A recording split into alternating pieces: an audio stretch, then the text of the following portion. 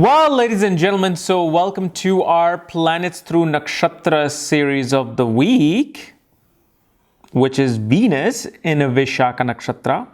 But before we get into that, happy Diwali to everybody across the planet, across the globe, and across the universe and different galaxies. Whomever is celebrating Diwali, happy Diwali to you. May all your hopes, wishes, and desires come true. And, I really just hope that in whatever you're trying to succeed in, as long as it helps humanity, I hope you succeed. So, and since it's Diwali, I'm like, why don't I just dress up? Although I'm in my boxers underneath, but still, I'm dressed up. So, yes, today we are going to be doing our video of Venus in Vishaka Nakshatra. And what happens when Venus is in the sign of either Libra or Scorpio and is in the Nakshatra of Vishaka, especially from 20 degrees of Libra to 3.20 degrees of Scorpio is the Vishaka Nakshatra. And this particular placement, as you know, first of all, Venus represents your spouse. Venus, number one, represents your spouse, your husband, your wife. Venus represents a girlfriend, a woman in general. It represents arts, media, creativity, beauty, fashion, designing, modeling, music, literature, poetry. It represents astrology, especially Bhrigu astrology. Venus is the planet related to legacy, meaning people who are remembered after they're gone. Their Venus has to be extremely strong or pretty much connected to the 8th house or the 8th lord, or sign of Scorpio. And it's one of the yogas for leaving a legacy. So what is Venus doing in this particular nakshatra? Let's find that out.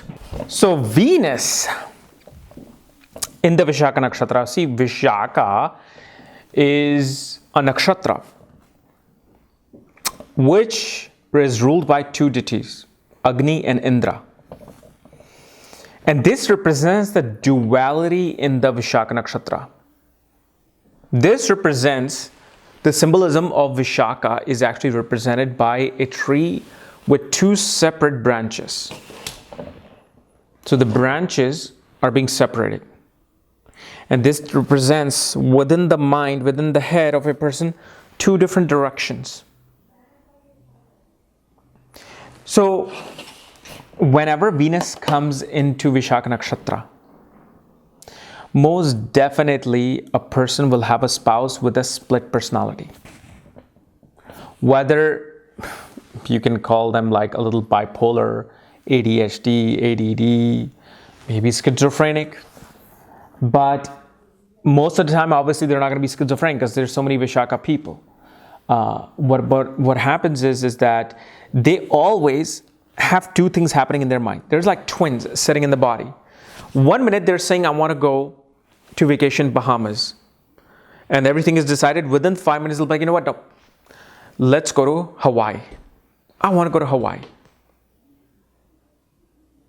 And through these little, conversations, through these little, peccadillos in their thoughts, they can drive other person mad. Like, make up your mind. Oh my God. Like, you will probably say this to your spouse a lot. Like, what is wrong with you? God, I just can't get you sometimes. Because they will switch their belief system. They will switch everything about them very quickly. 1 minute they want this, the next minute they want that. 1 minute they said that, and the next minute they want that. And especially this is because it represents by Agni, there's a lot of anger in these people. Like they can unleash that anger. And this anger, it's quite philosophical as well. Like they're so frustrated with the chaos that's in the world. They release through their anger. They want to kind of rearrange things. They want to like chronologically take care of things. Like Vishaka person, what they do is they come into the chaotic situation, things which are like just all over the place, and they will come into the company and they will kind of like synchronize everything, put an order to everything. And especially Vishaka person will have a quality of an entrepreneur, like somebody who wants to kind of like, not an entrepreneur, like think of somebody who's just innovative, somebody who wants to bring a new style of thought process, new style of thinking into the playground. Somebody who, like, these are the people. For example, if one is saying that Jesus is right, okay, and they're arguing with the other person saying, no, Krishna is the one, not Jesus. Krishna is number one. And then this Vishaka person walks into the crowd or walks in between these two people and they're like, okay, what's going on? They're like, look, what do you think? This is what Jesus did. This is what Krishna did. Who do you think is more valuable for our culture, for our planet, for our earth? And the Vishaka person will be like, it's actually Buddha. It's none of them. It's neither Jesus, it's not Krishna, it's Buddha. Take it or leave it. So it's like they always tend to have this eccentric third point of their own. They hate taking sides of this side or that side. They just want to bring their own agenda into play. So that split branches, in a way, sometimes also becomes the third branch.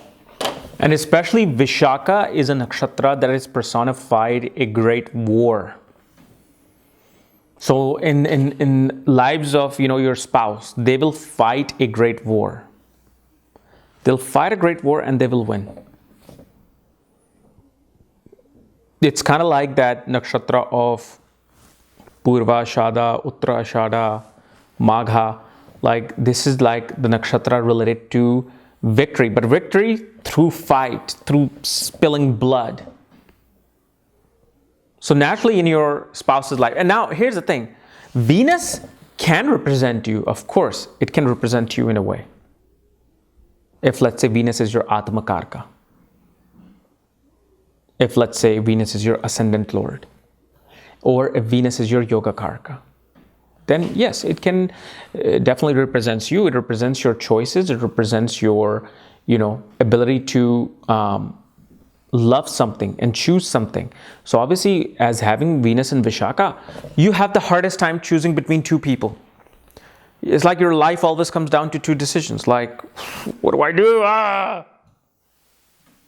got this girl that I really love, and I got this girl. Oh my gosh, she's so hot, and I gotta pick one to be, my long-term committed girlfriend. What do I do? It's like that's where it just bothers them.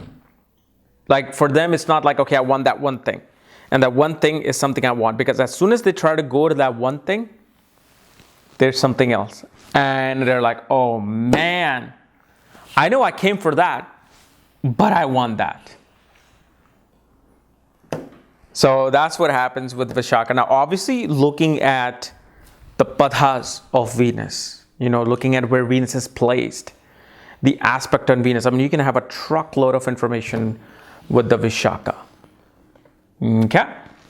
So guys, this is my analysis of Vishaka Nakshatra. If you're new to my channel, subscribe below. And if you want to know where your Venus is placed, all of my books, reports, consultations, my Nakshatra readings, Dasha readings, for that, check out the links here. Otherwise, we will see you maybe tomorrow with the Ashtak Varga video. Okay? Bye-bye.